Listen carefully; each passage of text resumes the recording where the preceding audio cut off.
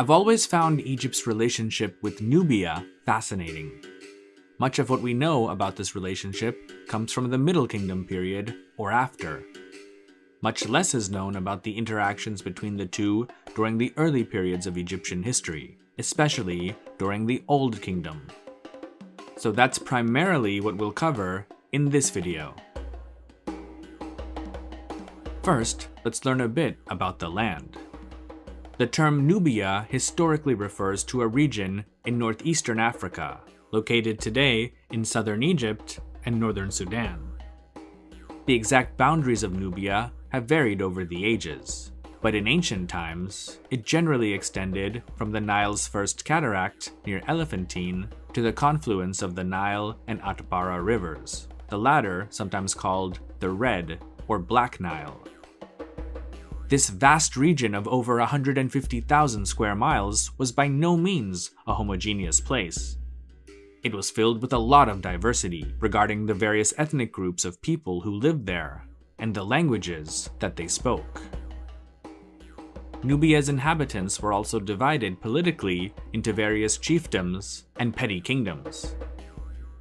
Unfortunately, the history of these peoples is very difficult to construct because they themselves didn't have a written language. What we know about them comes primarily from archaeological evidence and sometimes their mention in early Egyptian texts and inscriptions. The first people for whom we have historical and material evidence belong to what archaeologists call the A-group culture. The A-group culture was primarily centered in Lower Nubia between the first and second cataracts and existed roughly between 3800 to 2900 BC, which overlaps with the pre-dynastic and early dynastic periods of Egyptian history. Initially, Egyptian interest in Nubia was primarily commercial. The region was rich in natural resources, especially minerals, and a campaign against Nubians, who were likely from the A group, was first recorded sometime between 3100 to 3000 BC, during the reign of the first dynasty king, Aha. Other valuable items from Nubia that the Egyptians desired included ebony, ivory, incense, oils, and animal skins. It's during the Old Kingdom period that Nubia for the first time was referred to as Ta Seti, meaning land of the bow, which was a reference to the country's skilled archers. By Egypt's second dynasty, Egyptian soldiers and merchants were active in Nubia as far as the town of Buhen, about 500 kilometers to the south near the Nile's second cataract. Their occupation of this region just happens to have coincided with the decline and eventual disappearance of the A group, leading scholars to conclude that the latter either assimilated into the early Old Kingdom culture or were effectively wiped out by Egyptian and other settlers into the region. The desire for precious metals probably also had something to do with it, as there's evidence of an Egyptian presence at the Nubian gold mines of Wadi al-Laki. However, by the reign of the 5th dynasty kings around 2400 BC, Egypt's presence in Nubia all but disappeared. The reasons for this aren't known, but it may have had to do with the weakened central government in Egypt that could no longer financially support trade expeditions, colonies, and military garrisons throughout Nubia. As this occurred, there was also a lot more organized resistance against the encroachment of the Egyptian state from the native leaders of Nubia themselves. Regardless of the true reason, the archaeological record indicates that a new culture, which today is identified as the C group, came to prominence roughly between the years 2300 to 1600 BC. The decreased Egyptian presence in Nubia meant that Egypt's southern border was now even more vulnerable to raids from the south, and so the role of Egyptian governors based at Elephantine became extremely important for the security of the country. In fact, it's from the writings that they left behind that we today know quite a bit about Egypt's relationship with Nubia during the latter part of the Old Kingdom. The first somewhat detailed account of an Egyptian in Nubia was that of an official named Weni, who served under kings Teti, Pepi I, and Merenre of Egypt's 6th dynasty. According to his biography, Weni eventually became the governor of Upper Egypt, and during the reign of Merenre, he was sent to Nubia to quarry granite and construct ships out of acacia that had been cut down by the rulers of Irchet, Wawat, Yam, and Medja, which he explains to us in his autobiography.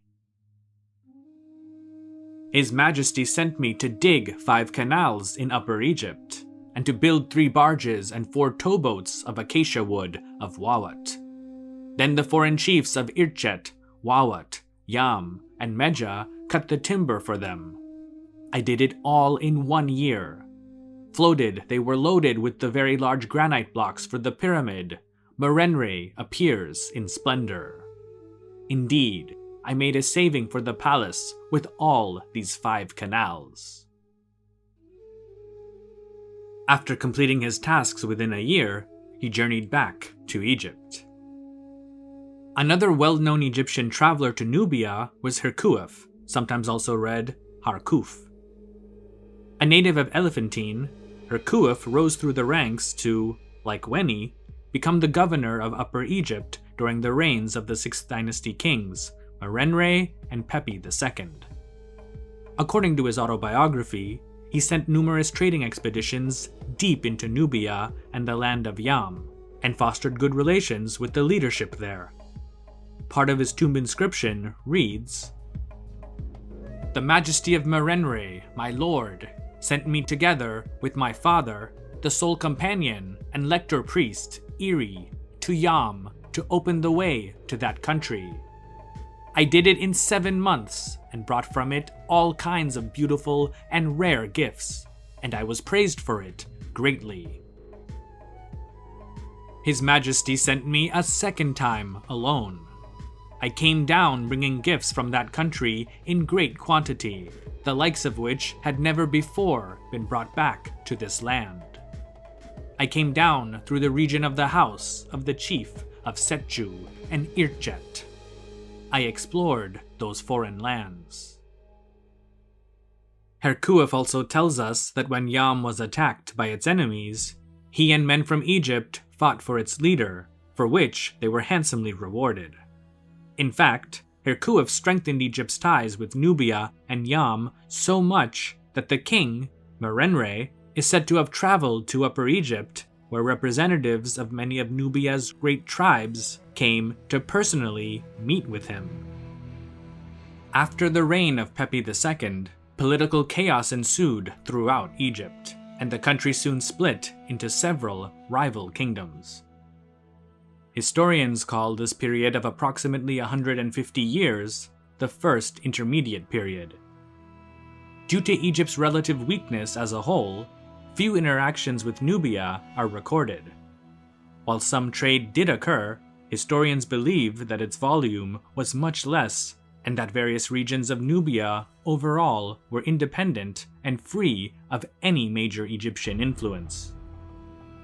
This, however, changed during the period of Egyptian history known as the Middle Kingdom.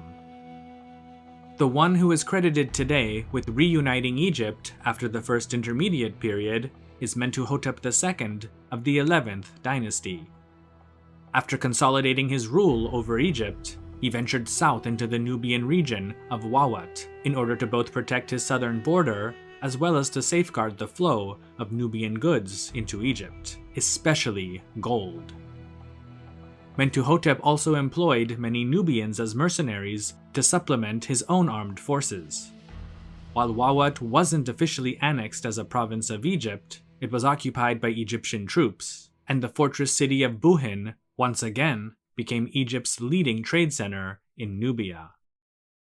The last few rulers of the 11th dynasty were relatively weak in comparison to their predecessors, and this ultimately led to the loss of Egyptian influence in Nubia. Local Nubian rulers were forming their own states and calling themselves kings, with some even using Egyptian titles, such as Son of Ra, for themselves.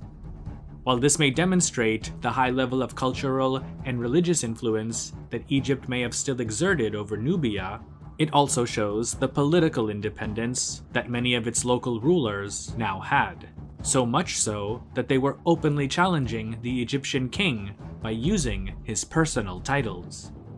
Perhaps more importantly, such rulers threatened the supply of gold to Egypt from Nubian mines.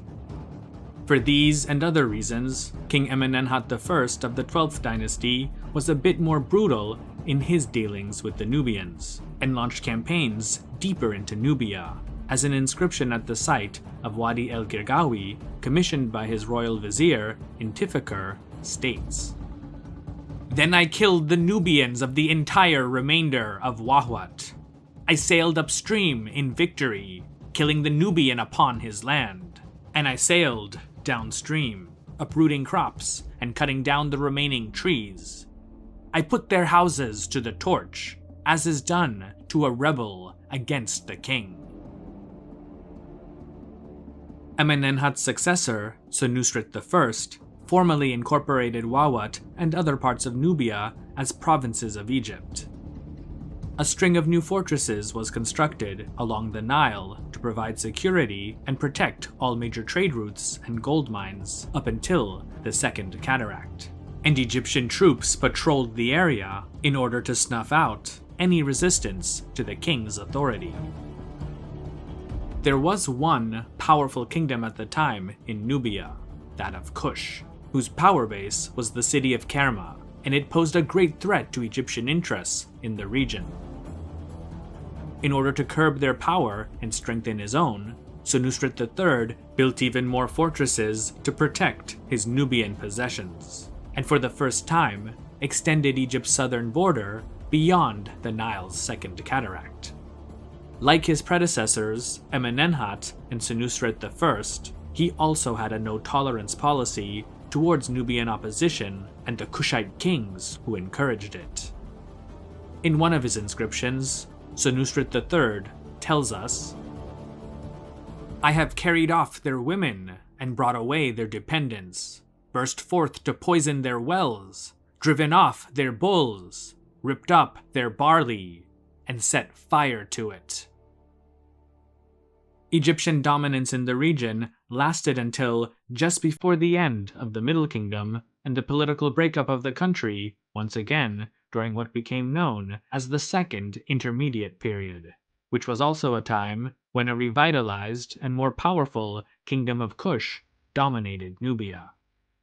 You can learn about all that in other programs that I've linked to here and in the video description. Thanks for watching. I'd also really like to thank the channel's patrons for making videos like this possible. These include, but aren't limited to, GrandKick69, Yap de Graaf, Pasta Frola, Michael Lewis, Daniel Allen, Danny Van Eck, Lennox TV, Robert Morgan, Frank, Tim Lane, Sebastian Hurtado Correa, Michael Trudell, Leader Titan, Micah G, John Scarberry, Andrew Bomer, Monty Grimes, Franz Robbins, Cyrus Meir, Diane Astra, Nimrod Nir, Brendan Redman, Faridun Dadachanji, Jimmy Daruwala, Anahita Debu, Gulistan Debu, Sher Kam, Farhad Kama, and all of the channel's patrons on Patreon for helping to support this and all future content. Check out the benefits to being a Patreon member, and if you'd like to join, feel free to click the link in the video description. You can also follow History with Sai on Instagram, Facebook, and Twitter, as well as continue to listen to special audio programs on the History with Sai podcast. Thanks again, and stay safe.